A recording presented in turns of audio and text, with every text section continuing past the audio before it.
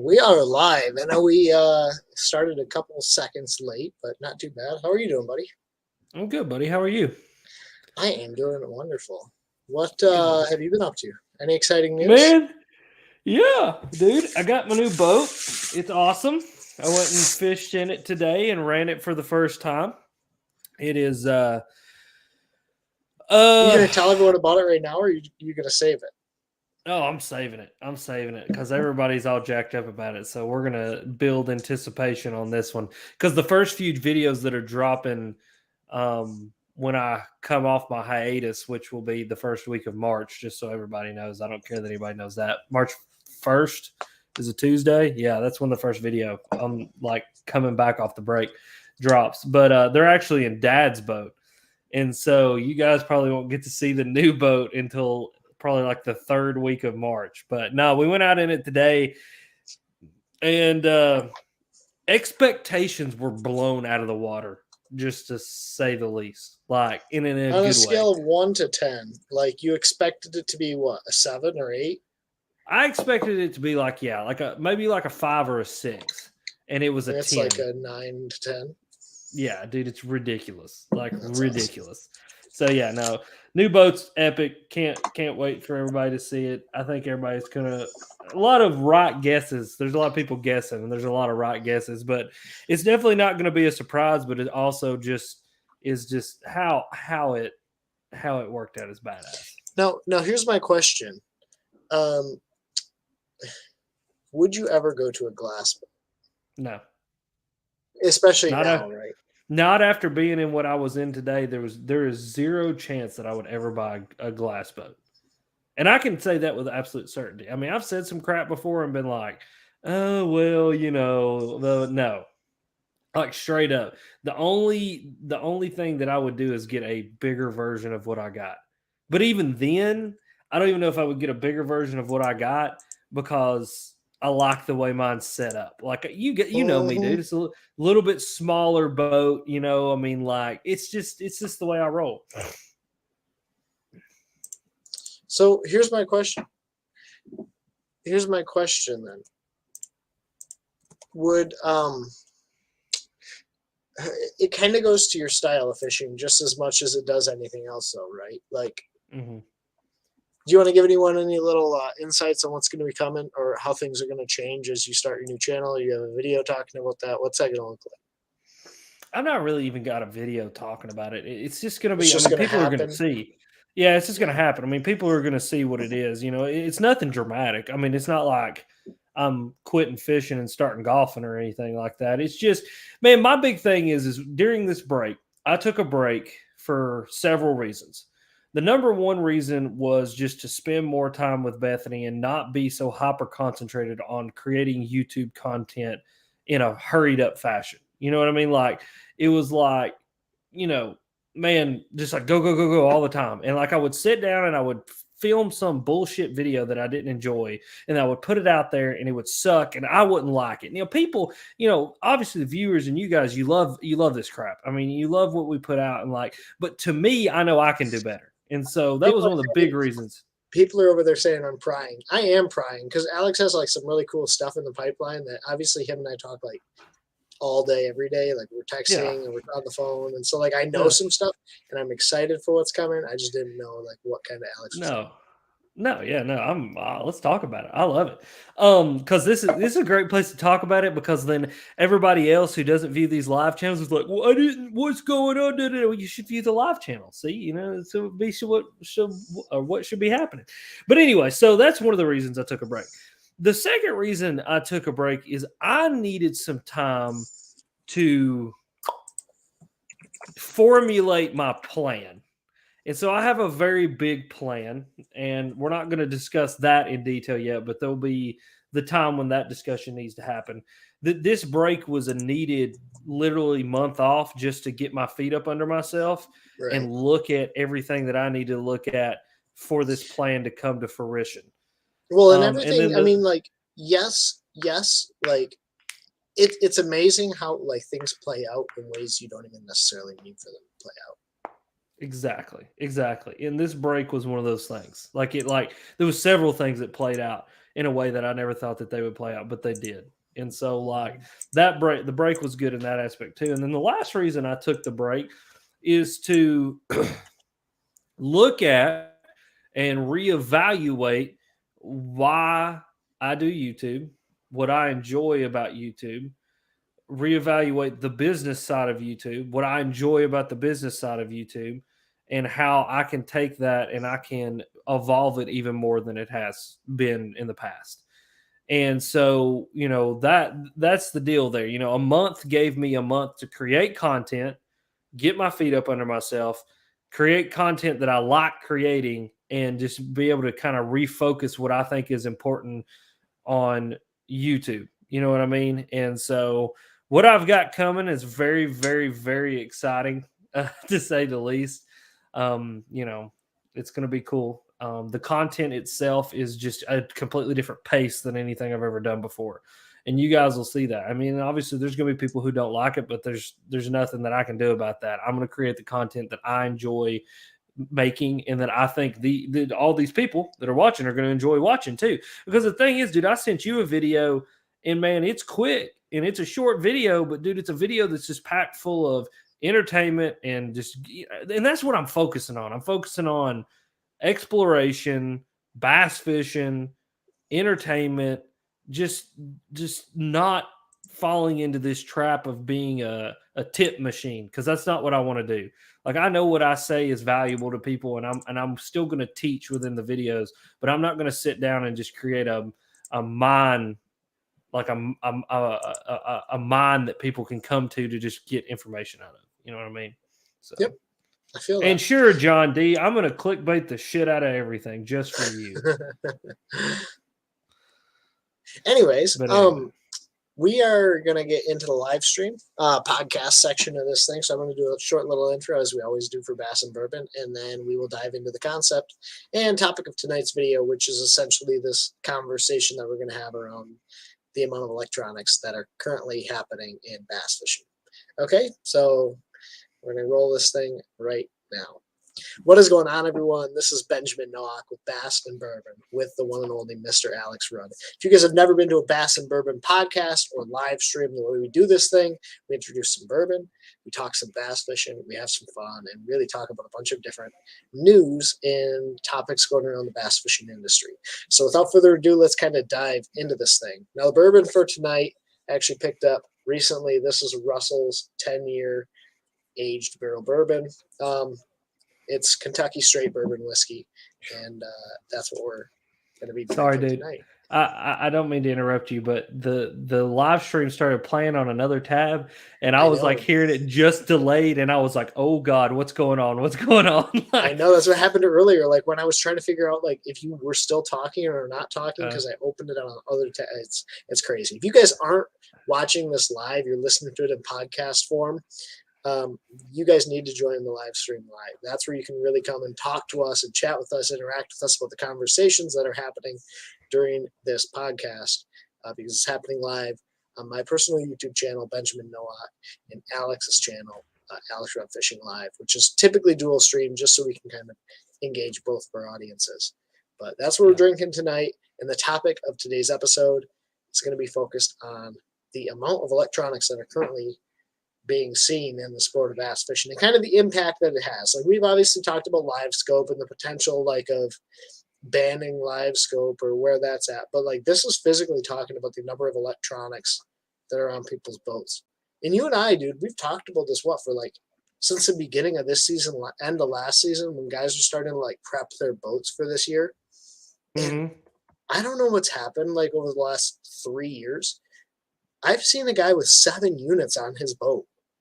Like I've seen a guy with 4 units up front and 3 units at the console. And I'm like, dude, come on. Like even guys with 3 units and 3 units or 3 and 2, like it's unreal. The amount of electronic units that are currently being seen on people's boats. It's stupid. It's stupid. Here's why I think it's stupid. I want to get right into this because we've had this conversation before. There is no possible way that any one person can stand up there with 4 screens in their face and process all of those inputs at one time and effectively be able to use that information to help them catch more fish. I'm sorry. And here's my question is like, what are they actually using it for, right? Like what are they technically truly using it for?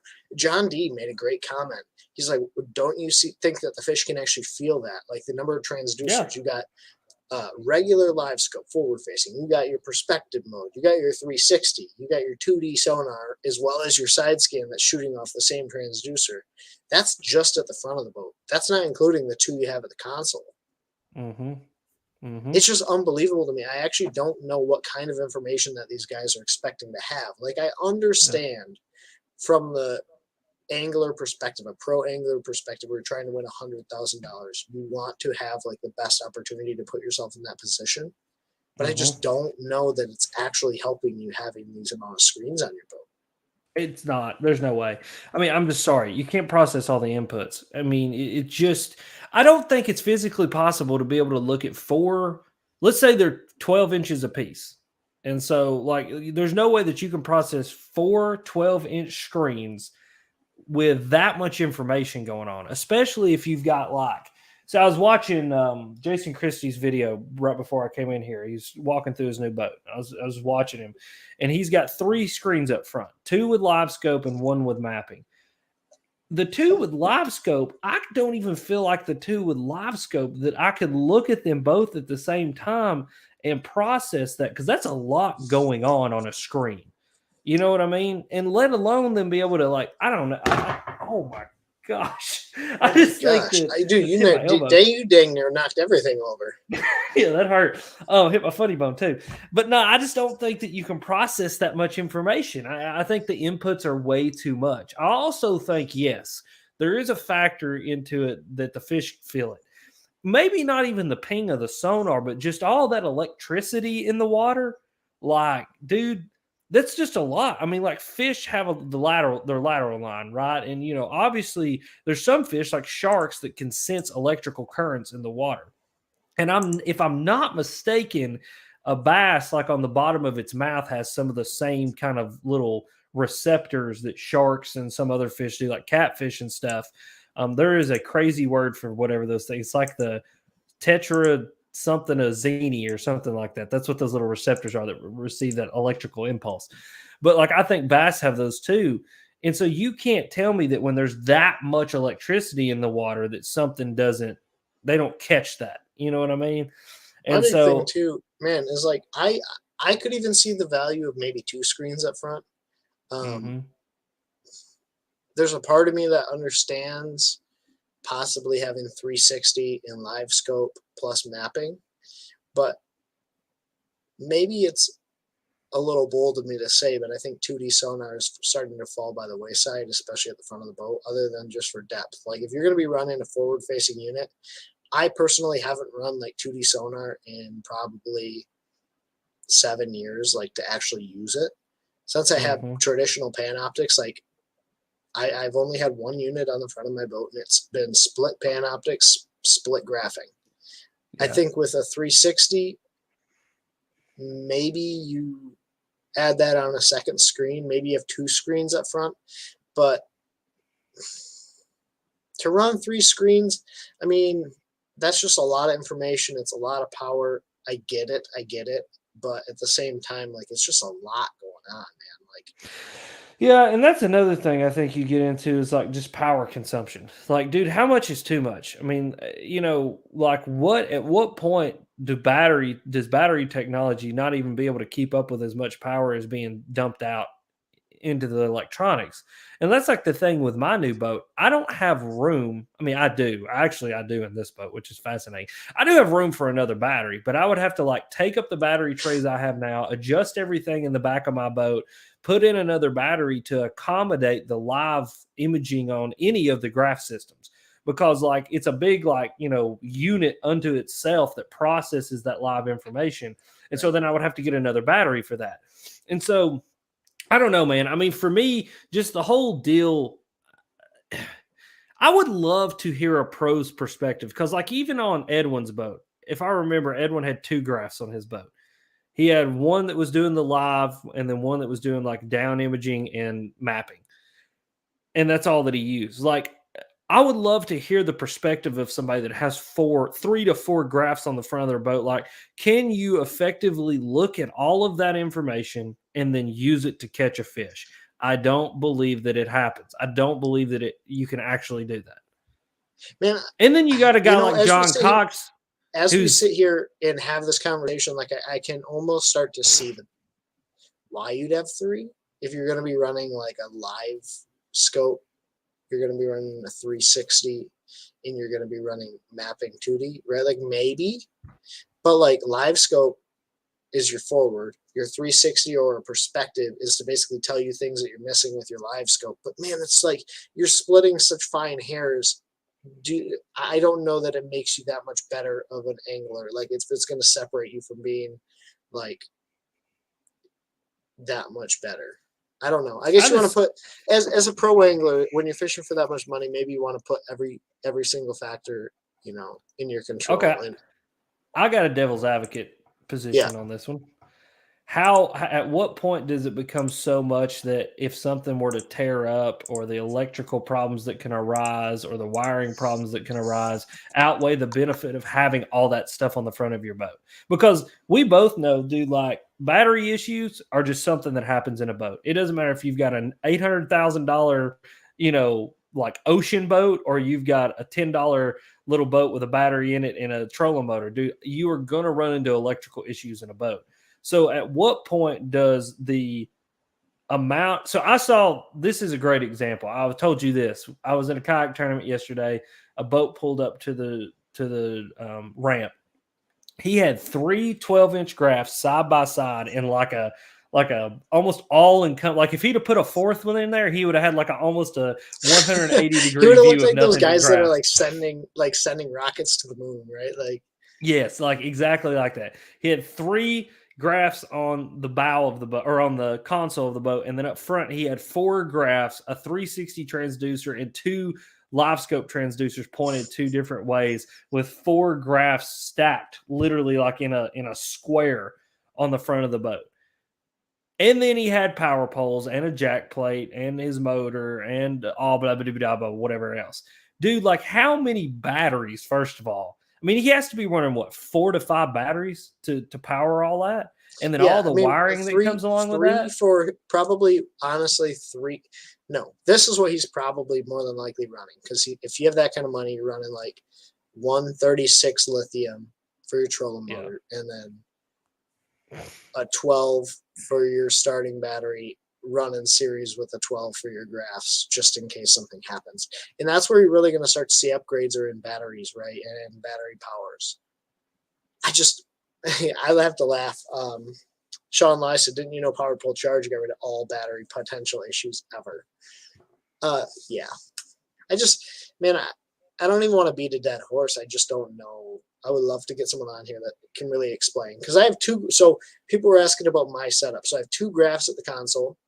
And honestly, man, I really could just I could literally have 1 graph at the console. Like I could have 1 split mapping, split bottom sonar, or excuse me, side scan with a little sonar. So like split mapping, split sonar, and then side scan. But since I have 2, I'll occasionally run sonar and mapping, and then side scan on the other. But up front, I have 1 12-inch graph. You can do it with the 10. You can do it with the 9. It's split, top half live scope, bottom half is my mapping. You want to know something fascinating? This is a rabbit hole we can go down. There's not a single graph company that any graph over 9 inches has any more pixel density than their 9-inch graph does. So that means I want to do more research in that, because there's definitely a difference between a 9 Echo Map and a 10-inch Ultra. Well, so that's whether it's resolution or it's something. That's probably because that's a different. Now there may be more pixel density between graph models, but what I'm saying is, like when you go from a 9 to a 12 to a 16, the 12 and the 16 have no more pixel density than the 9. It's just the picture's bigger. Now, pixel density between models, like I don't know freaking graph models for nothing. like a Lowrance HDS and a Lowrance HDS live. I don't know. There may be more pixel density in your live than there is in your normal HDS.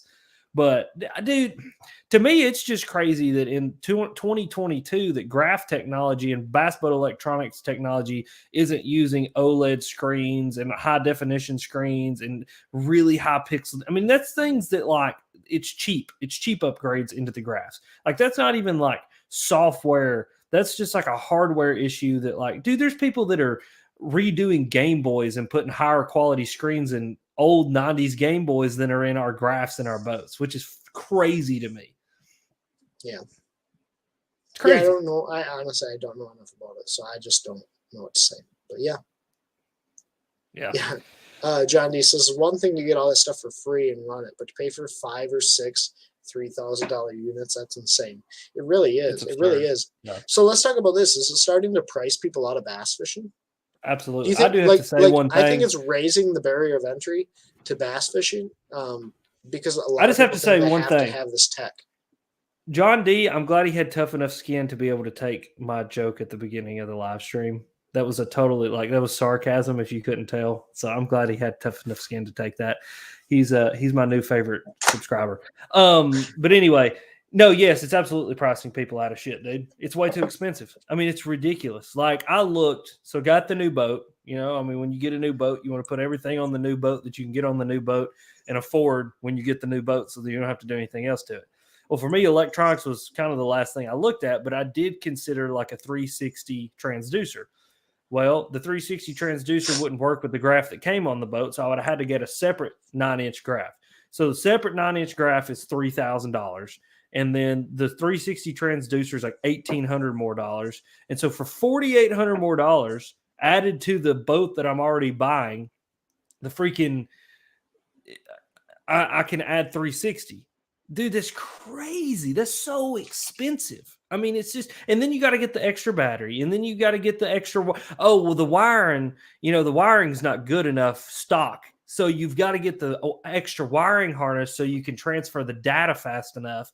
See, and that's so that you're getting the right amount of power. So that way you're getting the best picture clarity. But if you run stock wiring, you're only going to get like a partial clarity of the dude. It's like so convoluted, and like, man, to get the picture clarity that I wanted out on my boat, I ran new wiring through it. Yeah. But when does it stop? Does it ever stop? So I will die on this hill. A boat is only as good as the motor that's on the back of it. Absolutely.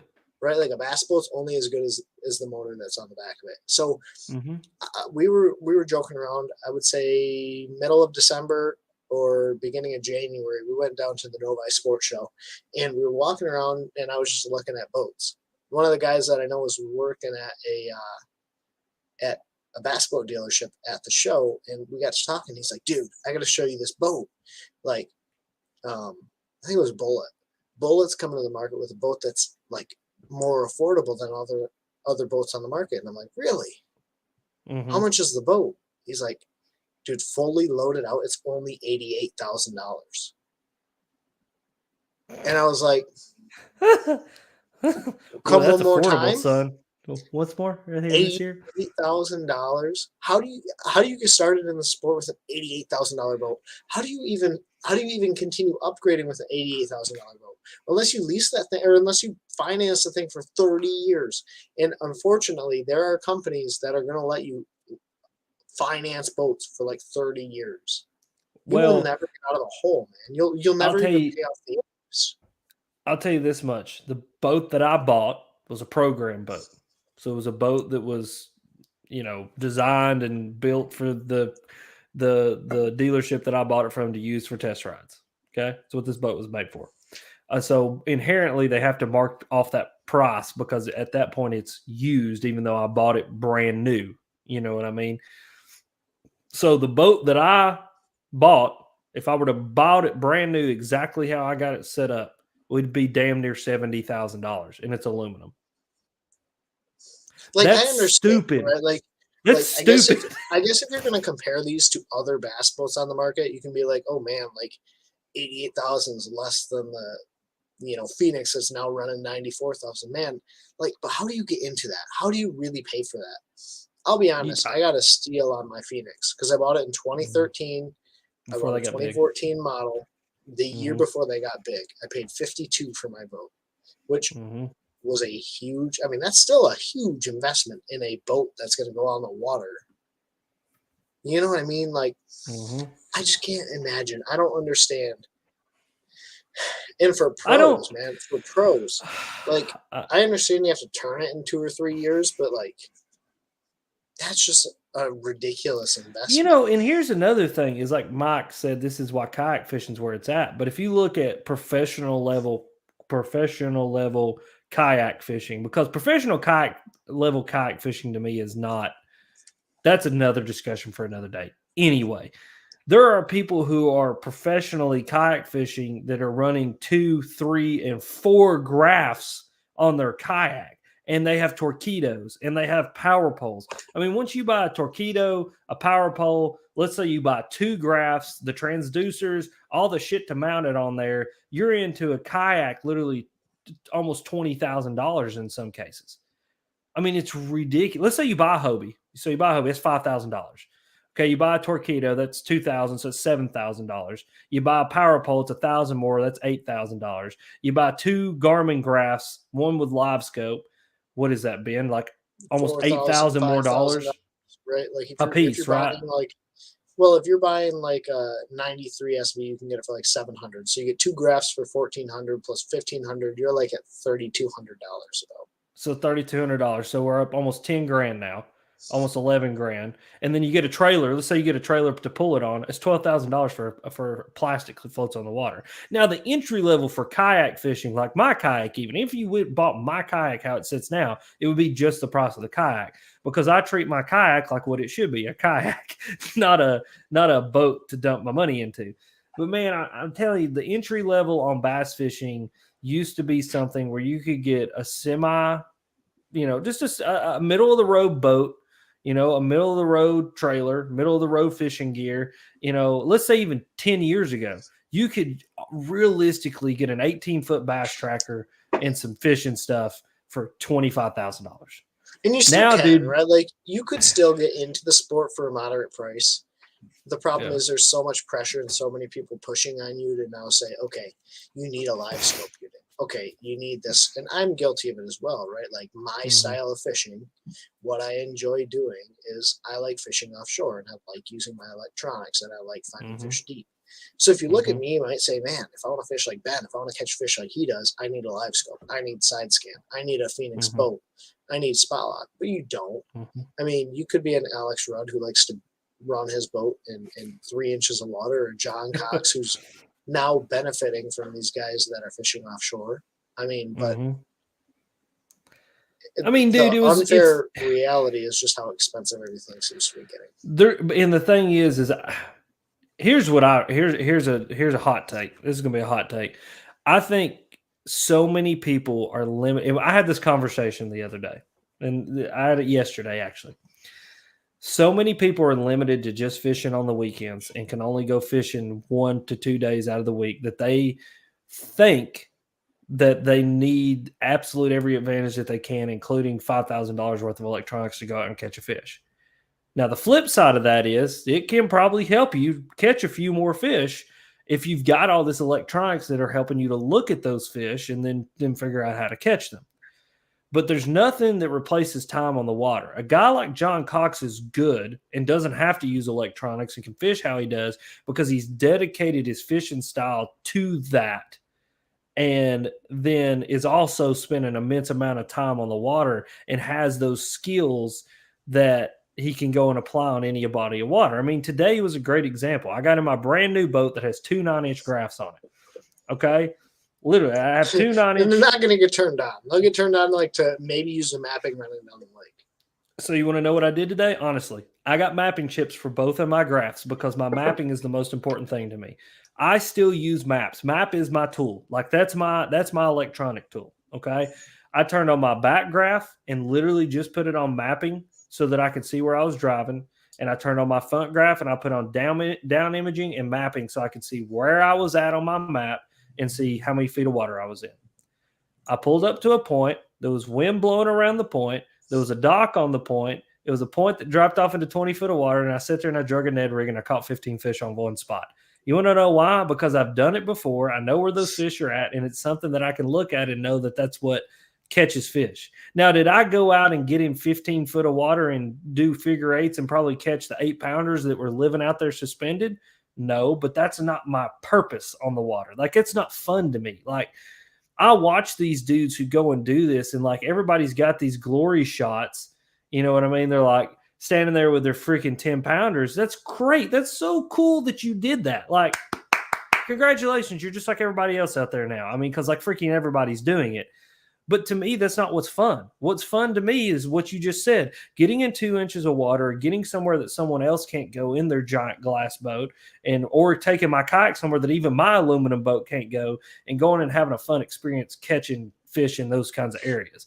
Well, that's what it boils down to. End of the day, right? Like, end of the day, if you are not being a tournament angler, if you don't want to necessarily be fishing tournaments where you need to catch like the biggest bass that everyone else is catching, right? And you just want to go have fun, figure out what fun is to you, and just figure out how to catch them that way. I like catching them on my electronics. I'm sure other people do as well, right? But at the same time, let's say that everyone and their brother has a live scope and everyone has the same exact pieces of technology on their boat. If you go on a tournament, like, that's not guaranteeing that you're going to be able to catch those fish that you're catching just for fun. So like, and a lot of people watching this, they don't fish tournaments. So this is going to really apply, but like, figure out what's fun to you, figure out what that investment is, and figure out if you want to make it. And maybe you don't. Like, I'll tell you what, dude, before I had Panoptix, I was a dock skipping nut. Like, I like fishing rivers. I like going up and I like fishing current for smallmouth. I'd skip docks all day long for largemouth. But to put me in the middle of the bay and like expect me to catch those fish, like, that just wasn't my thing. I've changed my style. I've changed the way that I catch fish because I enjoy using my graphs. But like, I just don't think there's so much outside influence saying, hey, you have to have a live scope. Hey, John and Milliken and these guys are all catching 10 to 16 pounders using live scope, looking at them in flooded timber. Well, yeah, but they're in Florida and they're in Texas and they're in these flooded timber lakes where these giants live. Dude, look at Mikey Balls.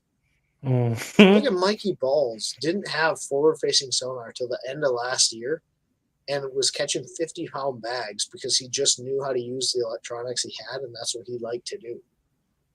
I don't know, man.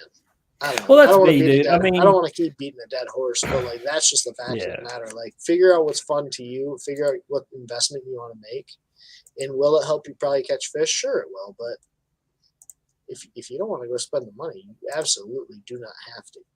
Well, I could just always go back to John Cox.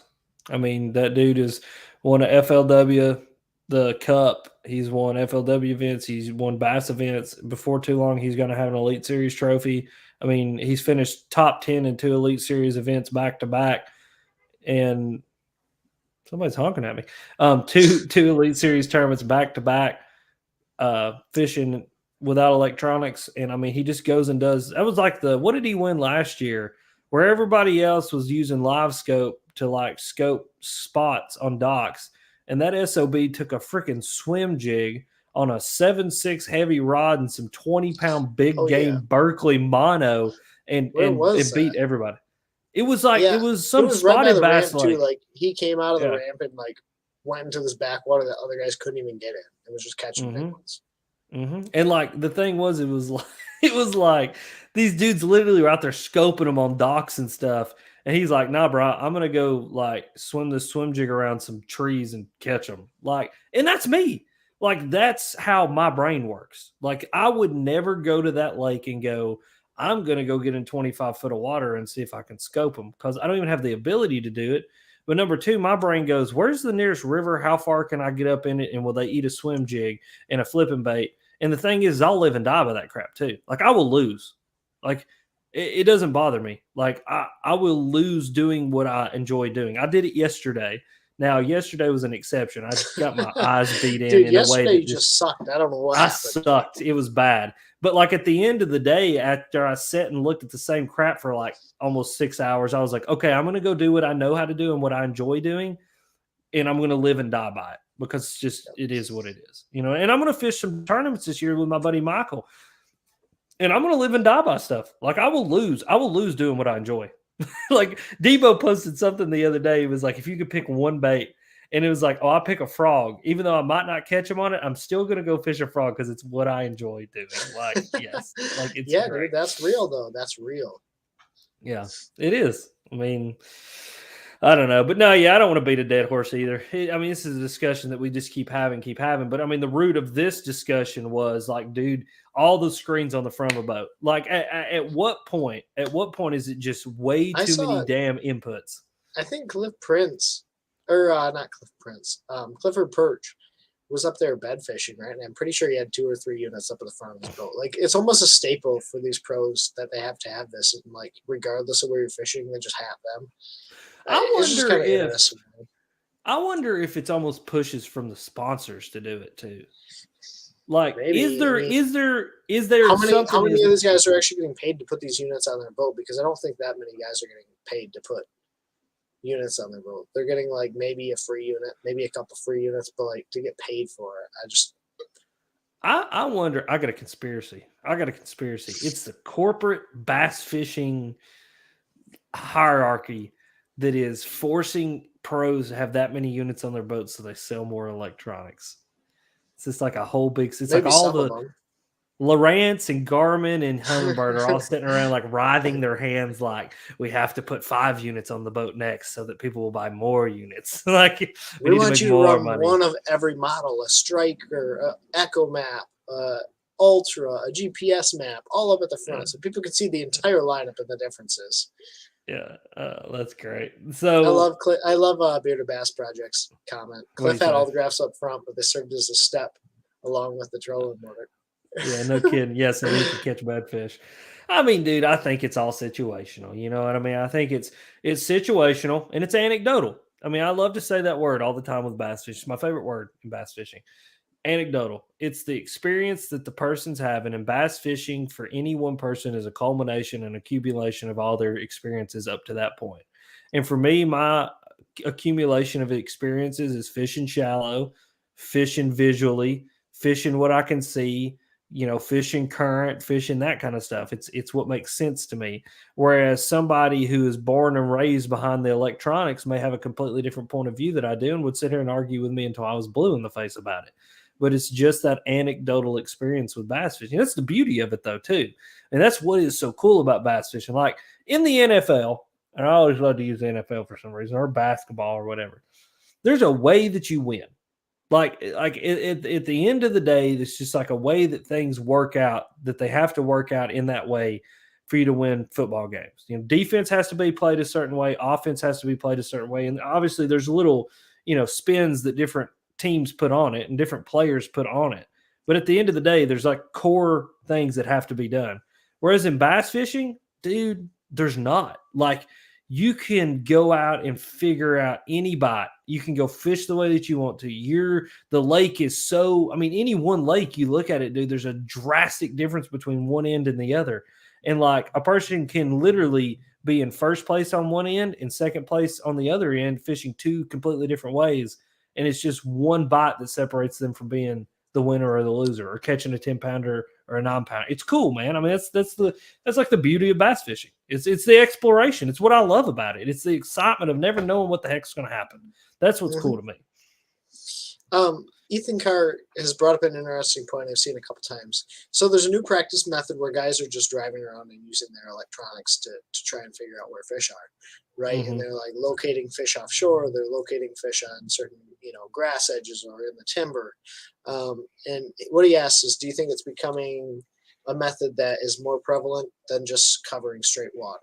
I'm sure to an extent it is, right? Like Thrift is probably one of the best at it. Jacob Wheeler is also up there with him, where these guys can just drive around and use their electronics and find fish.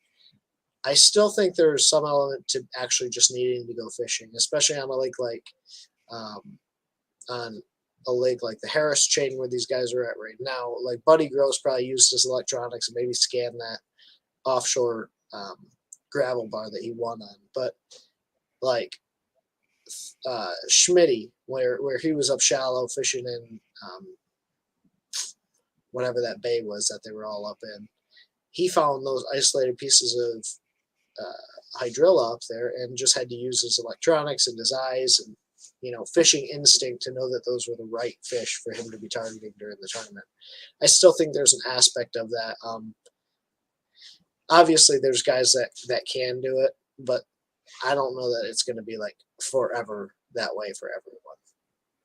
Fox Fishing 4K also said you're going to see younger tournament anglers proficient with electronics winning more tournaments. I think you see it already to an extent, but like you also see a lot of these young tournament anglers try to go out and do what Jacob Wheeler and Thrift are doing and what, you know, some of these guys are doing, and John Cox just walks in there and beats their eyes in, or Jason Christie goes in there and just catches them up shallow on a spinnerbait. So like it is still happening where, and I think it's going to always happen, where someone who is a better fisherman and just has better instincts is able to go up shallow and catch these fish just because they know how to be a good angler. Like being able to be proficient with your electronics doesn't necessarily mean like you're going to be able to find the right caliber of fish, the right fish that are going to stay there for 3 or 4 days and catch them all 4 days. So it's helpful, but it can't be like end all be all. You still have to know how to catch them. Well, I mean, it's a great example. The first time we ever went flipping together, or I will never forget this when we went flipping with Thad that day, and like I was whipping y'all's ass. I just plain and simple. Ain't no two ways about it. I was taking y'all to school. The proficiency with electronics is no different than the proficiency with a flipping stick. There's always going to be somebody who's more proficient at it than the other person. And y'all, I mean, it's not that I'm saying y'all are bad and you weren't. I mean, it's just that you know how many times I flipped something onto something and caught something doing that? It's the same when we went to St. Clair and I caught him up there in that current. You know how many times I've thrown something into the current and know how to fish in current like that? I mean, it's just depending on the body of water, the style of fishing, what's going on, there's always going to be somebody who can go shallow and figure them out and just do that. I mean, and I think you're going to see a rise in shallow water fishermen, you know, coming back to the fold of fishing. You know what I mean? I think you're going to see more dudes running aluminum. I mean, you have been. You're seeing this rise of aluminum boats coming back. You're finding dudes who, instead of going and graphing out in the middle of the lake and finding untouched fish in the middle of the lake, you got guys who are running as far up into a creek as you possibly can and finding fish that have been untouched. And that's what I enjoy. And I mean, you can say that's as unfair. I mean, you could almost play devil's advocate to the point where you could say, well, running a 10 boat that allows you to bang off of rocks and get up in a creek is Defoe does that, is just as unfair as using electronics out in the middle of the lake. Like, dude, if Ott could run his tunnel hole boat, like drag it around with him and just pick where he used his tunnel hole boat, I promise you, he'd wipe the floor with people. You want to know what's funny, dude, is you go back to the original place that rule was born, where you can only like register one boat to use for the tournament season. It was actually John Cox. He won an FLW event or came very close to winning an FLW event. He was running a glass boat all year with electronics. Then he ran like a 17.5-foot aluminum boat, found this culvert pipe that he was literally like taking a chainsaw and like having to cut out every day and like pray that there was going to be enough water for him to get through. And he either won or almost won that event. And then FLW's like, guys, you have to use, you know, the same boat all year long, and it has to meet these standards because you're not going to be able to you're not going to be allowed to run a tin boat during this event and a glass boat in big water this event. Like, choose one. That's the only one you're able to do. Then if that's a rule that can be passed, think about Keith Boucher when he was last year or 2 years ago running that 17 or 18 foot. And they disqualified him on the BPT. He was running this boat, but he went to sign up for an FLW. Maybe it was like the big. What is that next one? Toyota Series. The Big Circuit? 5 or whatever. Yeah. Yeah. And they're like, dude, Keith, you can't fish this. Like, your boat doesn't meet the requirements for this event. Bullshit. It is what that is. Straight up is what that is, dude. I'm sorry. Like you gotta rule. It's rules for thee, not for me, kind of deal, or whatever, however you want to say it. Like it's what we were talking about yesterday. Like there's certain rules that apply to certain people and certain rules that don't apply to other people, and that drives me nuts. Like obviously it's an unfair world, whatever. I get it. But like when you're talking about a level playing field when it comes to like a competition, if you can say that you can't use a certain type of boat because it gives you an advantage, then you can say that you can't use a certain type of electronic because it gives you an advantage. Like in this tournament going on right now with that. No, it does. It does, because like right now the MLF. Okay, yeah. I mean, I guess if you take off the limit for the size boat you can run, sure, I agree. But like maybe if you have to run the same boat all year, right? Like, especially if you're fishing a series where you're only allowed to fish against the same guys all year long, like, you know what I'm saying? No, I'm saying it in a different way. So I understand on the elites or on the BPT where you're always fishing against the same guys, like you say, okay, you have to register a boat. That's the only boat you can fish in this year. You can't like switch to a kayak in one event because it lets you, like. Yeah, but I still think is if it is a outboard propelled motor boat, no matter what material it's made out of, what size it is, you should be able to switch in between them and use them. Because that's like saying you can't take a 12-inch graph off your boat and put a 14-inch graph on your boat, or be able to switch from perspective mode to normal live scope mode, or use 360 in live scope, or be able to. I mean, dude, like I don't know, man. Yeah. Like if anything, you give yourself a disadvantage. Like you could almost say, well, you've made the decision to use. Let's say it's for an event. Like you can choose event to event what boat you want to use. And there's dudes who drag a tin boat, and there's dudes who drag a glass boat. And the person goes to St. Clair and they say, well, I'm going to use my tin boat here. Well, all the people go, well, dude, you've put yourself in an automatic disadvantage because you're not going to be able to get out there in the big water and do what everybody else is doing. Okay, well then cool. I've put myself at this disadvantage, and I'm inquiring onto me the disadvantage that I've put onto myself. Well, the same thing could be said about electronics. John Cox decides not to use electronics like everybody else does. Well, then he has inherently inquired upon himself a disadvantage to everyone else for having the same electronics as they do. But he has inquired an advantage for himself because he has a boat that he can take places that other people can't take boats. I mean, John Cox did it. He had his 20-foot boat that he used on big water, and he had his 18-foot boat that he used to toot around in, and then they told him he couldn't do that, and he had to run with one boat. I mean, dude, it's like, dude, to me, that's where you get into a bunch of bull crap. I mean, because that was like in the opens, they banned going up into rivers, and they do it to us in kayak tournaments. In kayak tournaments, they don't want to be beat in the rivers, and so they tell us we can't fish the rivers because they don't want to be beat up there, because that's where the fish live, and because not everybody can go up there, and not everybody has the skill to go up there and to fish in the rivers.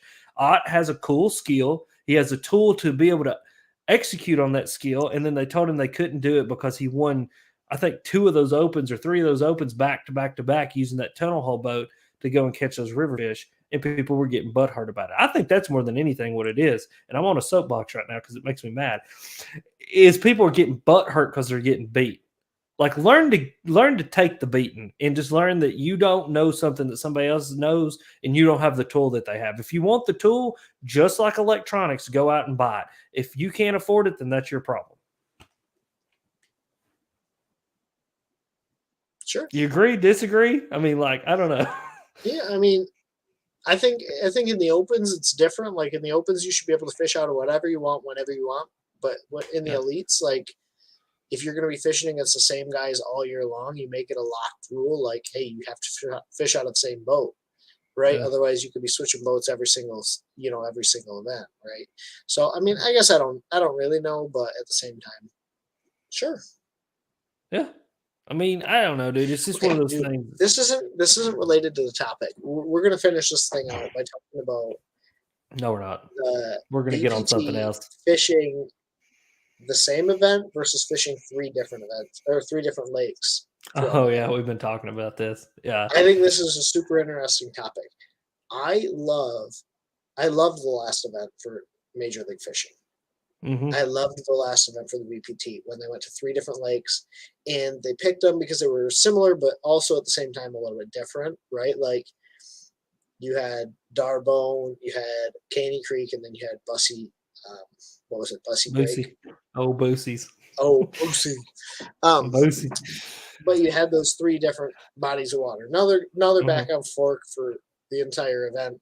I just think it's super interesting when they go to these different bodies of water, like seeing the guys adapt throughout the event, but also like being able to fish smaller lakes, smaller bodies of water. That's what I love the most about like the true major league fishing style events, when they have to switch and like they don't have a bunch of information or knowledge out there. That's what I think is really cool.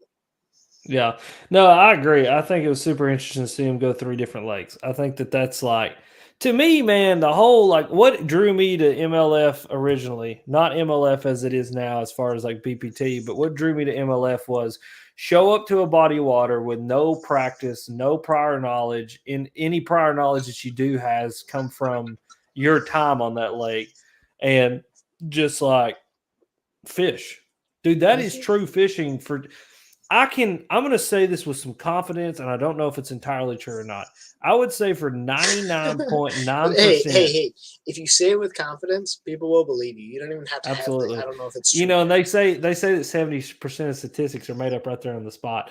So I'm going to say 98% of anglers, that 98% of anglers fishing experiences come 1 to 2 days a week, normally on a weekend, going to a lake that if they do have prior knowledge on it, they have no idea what's going on, and they go out there and figure it out. So I truly believe that. Even beyond that, man, like even if you do have prior knowledge, you didn't know before you ended up finding out that lake that you were going there. So like when they did the MLF up in Alpena the very first time, like KVD knew that we were going to Alpena, so he kind of probably had an idea. But like before they pulled them there, like he really didn't know that he was going to Hubbard and Grand and Long. Yeah. You know what I mean? Like, so I just think that's really cool. I love that. I love that aspect. That is where you truly see like how good somebody is. If you like were to blindfold me and just take me to any lake around here, I mean, just pick one around here. Like if you took me to Cherokee in June, I'd be like, okay, son of a bitch. Like, what are we going to do here? like, let me think. Like my brain I would be going I'd be like, okay, what part of the lake are we on? Oh, I've only limited to this part of the lake. Oh God. Okay. Let me see what I can do here. Like, let me get out a Ned rig, because they're probably going to be deep. Like, you know, like that's how my brain would start working. And it's like, man, if you ain't got the ability to fish 5-6 days a week, you ain't got the ability to practice for 4 or 5 days. I think it really shows the salt of an angler. We'll say that the salt of an angler, their ability to go and catch fish by taking them somewhere and just dropping them and letting them rock and roll. That's why the original classics were so cool. They'd load them up on a lake and give them a tackle box full of tackle. They toss them in an airplane. They're like, you can pack 8 pounds of tackle and you can pack 8 rods and reels. You're getting on this plane. We're going to fly you to a location and you're going to fish. The problem was, and dude, it all comes down to money. Here is the end all be all problem of bass fishing professionally. You can't host a tournament and you can't have people show up if you're not going to announce where it's at. So you can't have an expo, you can't have fans, you can't have, you know, all these other things that are going to drive in money. And I hate to say that, but like it comes down to money. And you don't have a city council paying you money to show up. Like, dude, or I don't care what anybody says. Right, you might, because you could still negotiate that behind the scenes. You could, but it's just another money factor. It's a money grab, bro. Yes, 100%. It is a money grab. Yeah, because you can't sell it, right? You can't sell like, hey, we're gonna have an expo here. Hey, we're gonna have a weigh-in here. No, you're like, hey, we're gonna show up on your lake and you know, utilize your natural resources. Very limited game. Yeah, you know what I mean. Like, and dude, you know my soapbox on that crap. I know. I didn't want to get it. I just yeah. There's that. We're just gonna leave it at that. It's a different discussion. It's a different live stream for a different time. But yes, I mean, dude, it's money. Everything's money though, bro. It don't matter what you're talking about. I mean, it don't matter if you're talking about politics or religion in some cases. I mean, dude, it's money. Like it's who has the most money, who's writing the checks, and if you track the money back, you're going to figure out what's going on. There's a lot of shifting going on between MLF and Elite Series anglers right now that I can promise you every single bit of it has to do with money. It's money. Yeah. What's funny though, you people really look back at like old school pro fishing, these guys were making like $5,000 if you won an event, or like a couple $100, like getting a big check, but really no like notoriety. Even now, man, you got to think about how new industry standards line pockets. I love it. I'm going to use that in a conversation. It's the truth, man. It's money.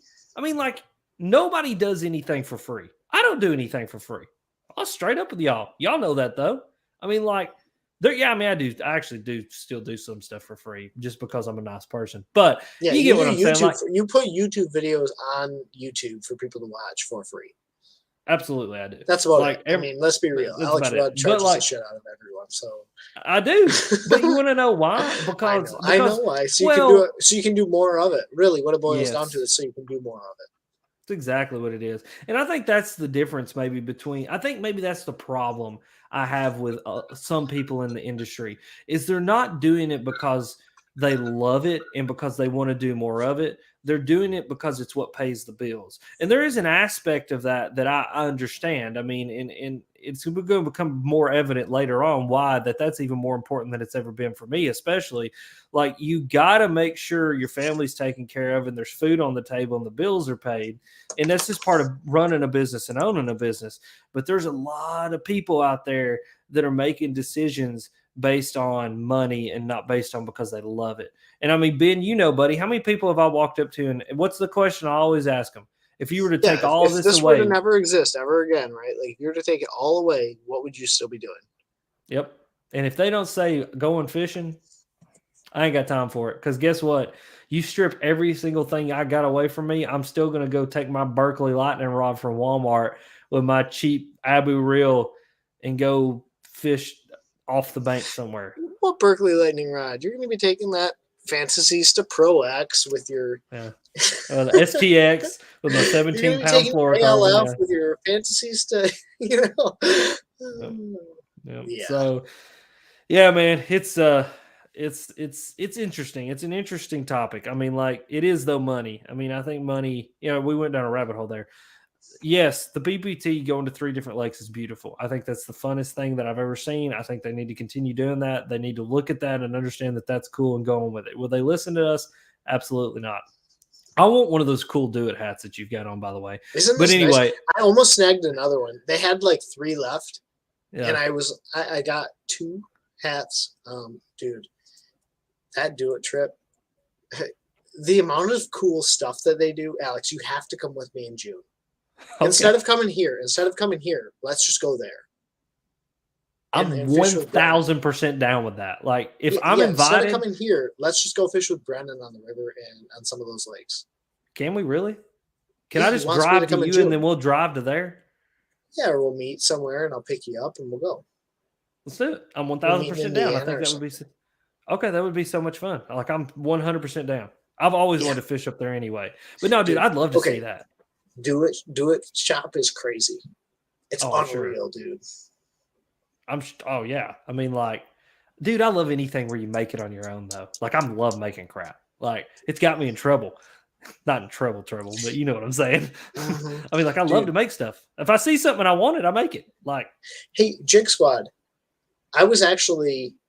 I drove around Chicago. So the way you get from Michigan over to Iowa, like you have to go through Chicago. It saves you like 12 minutes. I'm like, nope. Burp. Came back up on the other side. Dude, you know what would be a fun trip? Go see the Do It guys and go see Do It. Go fish the Mississippi, upper Mississippi, and then go hang out with Debo and go fishing with him. Just have Debo meet us there. Yeah, do that, dude. I think it'd be fun. We need to organize that. Or we take someone's boat, or someone meets us. Brendan has Drake bring his boat.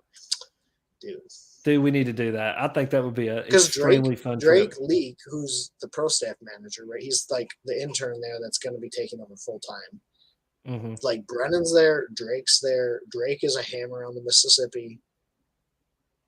We need to go frog fishing. Let's do that instead. Okay.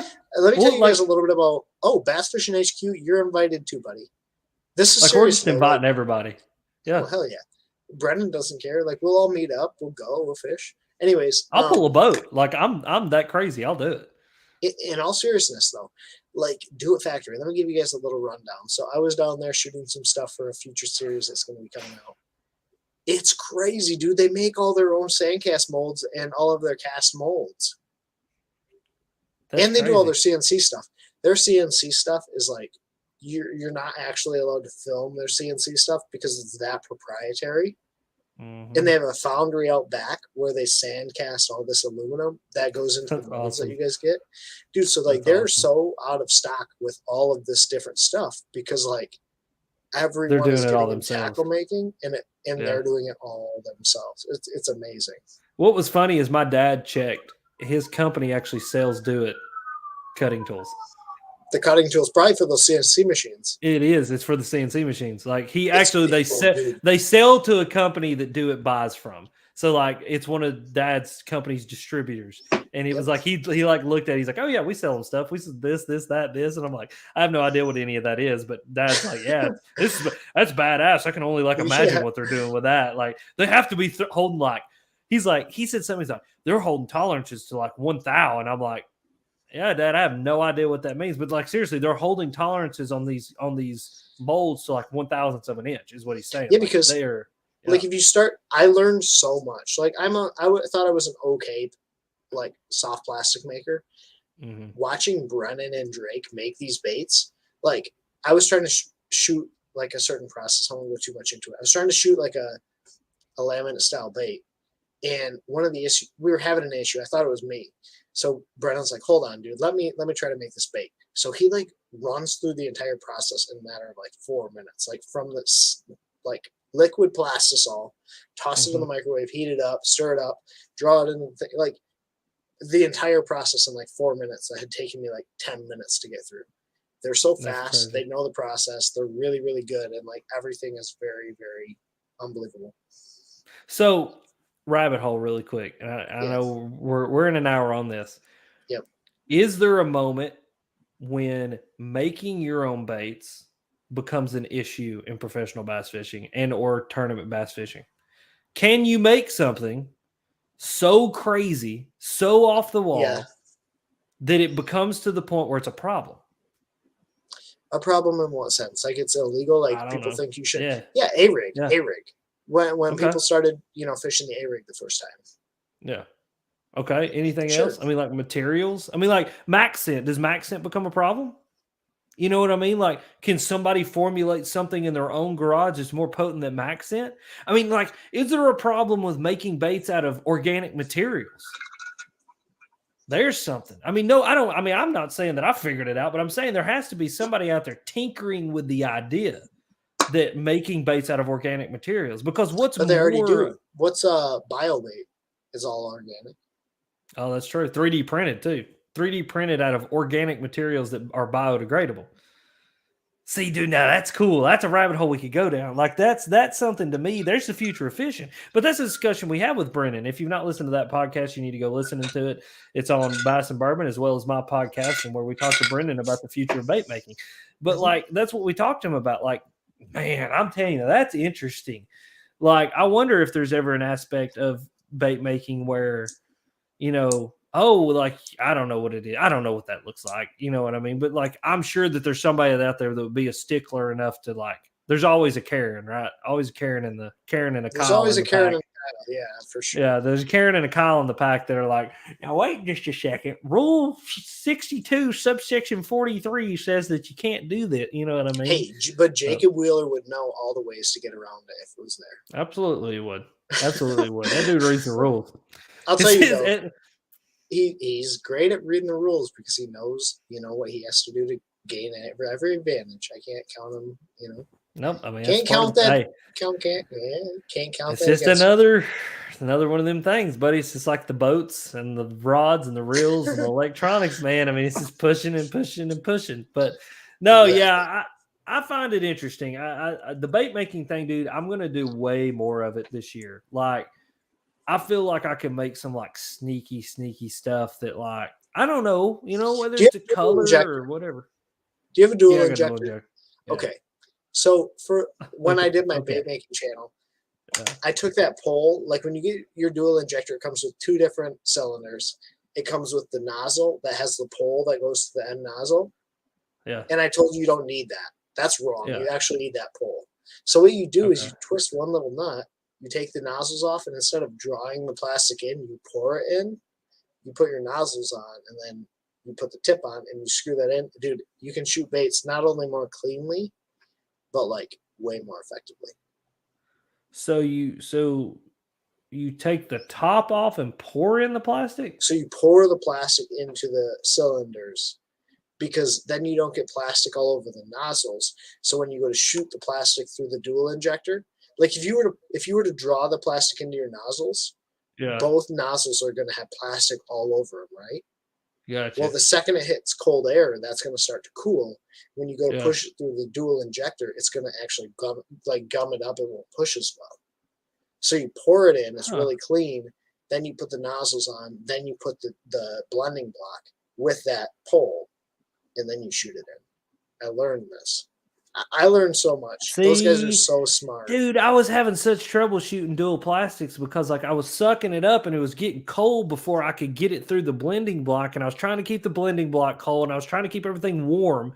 And like I would kept jacking it. I like ruined a whole like they're like, yeah, you can do that, but like if one side starts to get cold before you actually push it through the blending block, it won't flow evenly. So what you're going to notice is plastic is either too hot coming through the other side, and it's going to basically not let you shoot the other color, or it's going to gum up and you're not going to be able to shoot the other color through your blending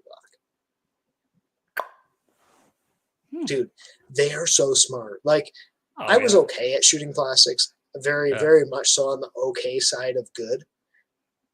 They are like unreal, dude. I'd love to some be of the around stuff Brennan they have just to watch out. him. Yeah, it's a skill unto itself, bro. It's just like being around, a flipper who's good at flipping and a cranker who's good at cranking, dude. I mean, it's just a skill unto itself. Now, I'm going to be making some more stuff. My next goal, I've never done lead anything. Lead scares the dog crap out of me.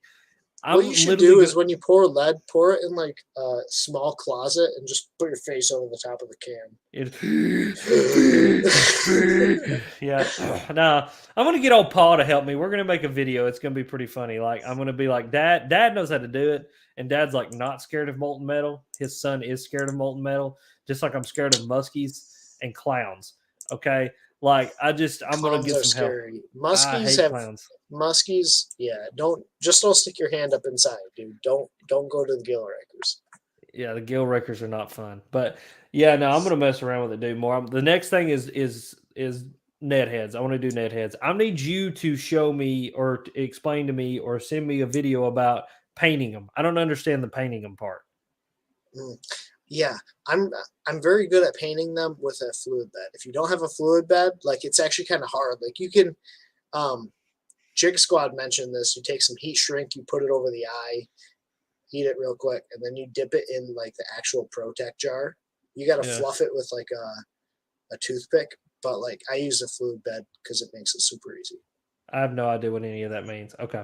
So yes, no, you're fine. Like, I don't know what any of that means. I just don't know. And then we're going to start pressing tungsten in the house, which is, illegal. No, I'm just kidding. We're not really going to do that. I was like, what? Pressing tungsten is illegal in America. Like there's only like 4 factories that can do it. Black nickel coating. It's a coating. It's not a material that the hooks are actually made out of. It's a coating. It's incredibly toxic. And there are even places in China that won't coat hooks in black nickel. I didn't know that. Dude, I swear. This, me and my dad's talked about this. I don't know if it's true. There is a case that has been linked to biting soft plastics and colon cancer. I'm just saying. Just putting it out there. I'm not saying also that Dad got linked to. Never mind. What? That's not even funny. What I was going to say was not even funny. I'm not going to say it. I mean, I'm pretty sure it's probably funny. Like, if you say it's not funny, I'm probably going to laugh at it. No, it's really not. Not given the situation, it's really not funny. Okay, but seriously, that was something I read. Like that was legit. Like no messing around. Like I read there was been a link connected to. That's why they now put that this has been known to cause cancer in California on soft plastics, is because they linked plastisol. And that's a whole thing about. We're not going to get into that here, but the tank shrinking thing and Joe Rogan's podcast about the tank shrinking and men's sperm counts being low. Yes. Yeah, dude. Listen, y'all, if you I know we're listening to the Alex Red Fishing and the Brass and Bourbon podcast right now, but there is a Joe Rogan podcast with this doctor. It's a woman doctor, and she has done this massive study about the consumption of microplastics and the shrinking of men's taints. And the shrinking of men's taints correlate with low sperm count and lowering the ability for men to get women pregnant. That would explain a lot, dude. That would explain a lot. Like my taint used to be like this long, and now it's long enough, like that long. Yeah, dude. It's all the plastic you're consuming. But no, anyway, and all that has been linked to cancer. And if you've not seen the documentary "The Devil We All Know," you need to watch that, and then it'll make you want to just throw away every piece of plastic in your house and go live in the woods. But even if you live in the woods, you're not going to get away from it. But anyway, I digress. In terms of plastic, say what? Where does latex stand on like plastics? I have no idea. Okay, latex. I was just curious. I mean, I know some people are allergic to latex. Hey, anyone? I've seen like 6 or 7 comments about melting down Max scent. Don't try it. Don't try it. Don't try it. It don't work right. No, it will not work. And your glass jar will just be like a gummy mess of nasty. Don't try it. Kill me. See, there's your proprietary technology. It makes you wonder how they're making it. Where do they make those? They make those in the United States. Does Southern Plastic make them? No. They're doing their own thing. Yep. Does Southern Plastic make other Berkeley baits, or are they doing? I have no idea. I know that there is a company that's making JDM baits in the United States. That makes JDM baits in the United States. I'm not telling you that. I'll tell you that later. But they're making JDM baits in the United States. What's the last letter? S. What's the middle letter? They're making JDM baits in the United States, sending them over to Megabass. Oh, I have no idea the company. I don't know the company. I just know the company that's making the soft plastics. Wow. Isn't that crazy? They're making them in the United States, selling them back to Japan. And then saying that they're JDM. But they might be JDM designs. JDM. Okay, so like here's my thing. Well, then no, hold on a second. I got to stop you there. Okay, so whoa. Do we have Chinese baits in the United States, or are these American-made designs? That's what I'm saying. Like I don't want to hear anybody ever complain ever again about it's not the quality of JDM. If there are JDM baits being made in America that are designed by the Japanese, then there's no difference. I want American-made only products. Well, you're getting an American-designed product. It's just made in China. What's the difference? They're still holding. Toyota? What about Toyota? Are they a Japanese brand or are they an American brand? Right. My Tundra is 100% made in Texas and Kentucky. Now, Bethany's Forerunner, though, on the other hand, is completely made in Japan. But like my Tundra and your new Tundra that you're getting, 100% made in Texas and Kentucky. Mm-hmm. Like Corollas are made here in Tennessee. Every one of them. Like you can go to the Toyota factory. Every Corolla is made here in Tennessee. 100%. Start to finish. Z-Man will not dissolve. Sean and I say, I think he was joking. Sean and I said, I think Z-Man is one of the only plastics that would dissolve. Maybe when it's mixed with other plastics, but otherwise, no. Well, how does that work? How can you make that plastic? Because I know there's people who do it. Like there's toys. Yeah, there's a plastisol. There's a plastisol that you can buy. There's companies that can sell you that material. Gotcha. Huh. Yeah, I don't know. Did you know Strike King was actually the company that came out with that material? Mm-hmm. Elastic, yeah. The Zero was the first one ever. And they didn't. What was it called before that? It wasn't Elastic. It was like Stretch 2 or something. It was like a weird name. Yeah, but now on the back of the Zero packaging, it says license from Z-Man, just like it says on the jackhammer that the thing's dude, licensed from I Z-Man. saw Strike King 3 XXX. That's what it was called. That's what I'm talking about. That's how you sounds like you type that into Google today and get a search result you might or might not want. Dude, so like this, I learned this. I saw this the other day. I thought it was funny. You know those Queen's tackle switchblades? Yes, they getting sued for that crap. No, it's licensed by Z-Man. Oh, really? The Z-Man must have come to them and said, I don't know. I noticed it the other day on Barlow's because Barlow's is selling their new model, which is more like rounded at the top. It's licensed from Z-Man. Z-Man must have come to them and said, hey, please, dear God, change your blade shape and we'll license it to you. That's crazy, dude. Z-Man, man, that's crazy. Z-Man, I've never read their patents, but they must have a patent on like every conceivable like wording and like can you get intellectual patents? I have no idea, dude. I'm not like very smart on that kind of stuff.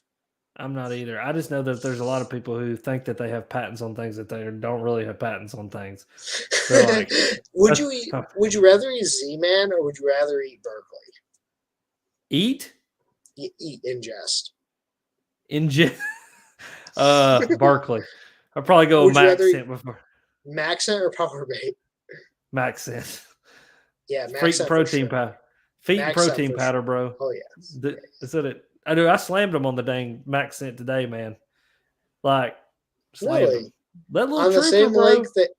lake that you sucked at yesterday? No, I went to a completely different lake. I went to the hill is where I went and caught a bunch of bass about that long, but I sit on one spot and caught like 15 and it was a ton of fun. So that's all that matters to me. Dang. Okay, so one question, we'll start to round this thing out. JDM equals Japanese direct market. So it's not JDM. Actually, if the bait is intended to be sold in Japan, right? Like if it's produced in the United States, intended for sale in Japan, which is Japan direct market, then it's JDM. Even if it's produced in the United States or China or wherever it's produced, right? So a bait can be produced here, intended for sale in Japan, then shipped back here or sold here.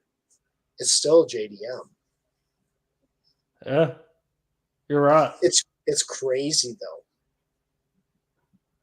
You know, what's funny is that just because something's made in China doesn't mean it's crap. Just like something that's made in... I tell you something else, and I don't know if this is racism or what it is. Hold on.